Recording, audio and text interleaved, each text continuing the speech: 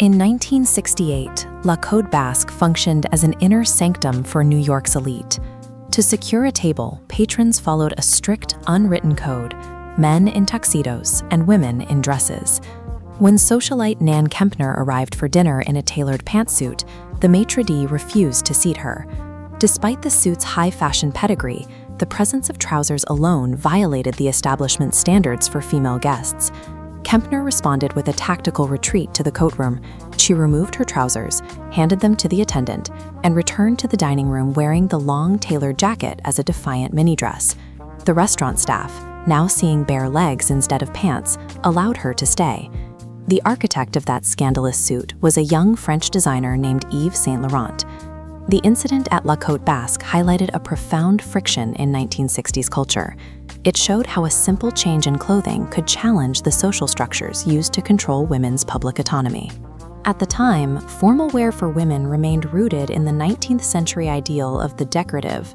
Acceptance required high-volume gowns, soft fabrics, and silhouettes designed more for display than for movement. Designers like Coco Chanel provided the first blueprint for physical liberation by removing the corset. However, the visual divide between the sexes remained largely intact. For men, the tuxedo served as a universal symbol of authority and ease. It was a practical uniform that projected a specific kind of social power. Saint Laurent observed that while men had basic wardrobe shapes to project their dignity, women were often victimized by fashion. Women entering a rapidly changing public sphere required something more than a dress. They needed a visual armor. In 1966, he introduced his response, Le Smoking. It was a pinstriped, three-piece tuxedo ensemble that translated the discipline of male tailoring to the female form.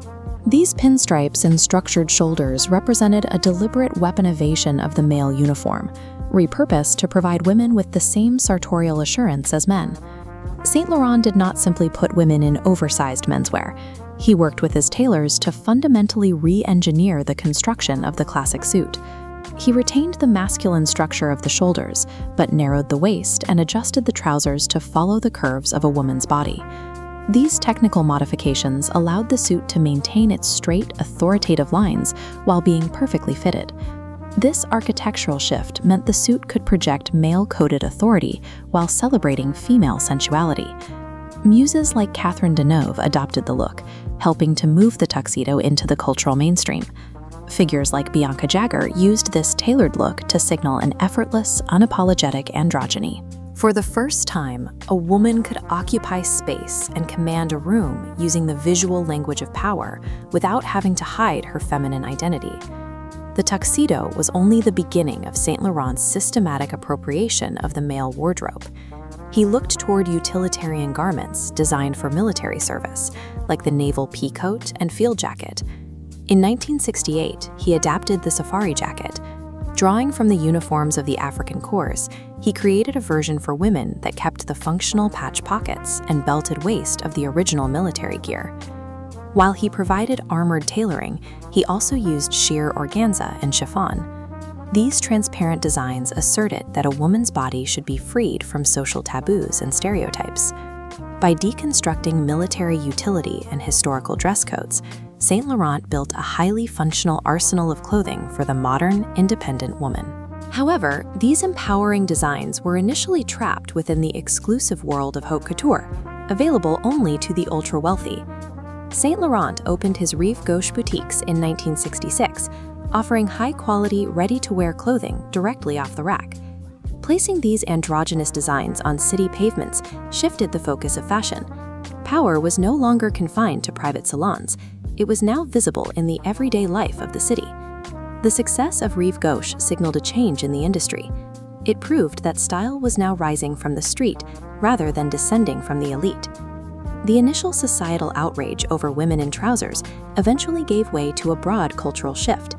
Throughout the 1970s and 80s, the structured pantsuit became a practical necessity for women entering male-dominated corporate environments. This period marked the emergence of power dressing, where tailored silhouettes became a tool for projecting professional authority. Saint Laurent's early provocations provided the structural blueprint for the way authority and gender are navigated in professional life today. Pierre Berger, Saint Laurent's partner, often framed the designer's legacy by contrasting it with his predecessors. Berger noted that while Coco Chanel's clothes brought women a sense of physical freedom, Saint Laurent aimed for something different. His goal was to give women power. Ultimately, Saint Laurent demonstrated that style is a manifestation of weaponized confidence. It is the ability to walk through the world with the same assurance as the men who once claimed it.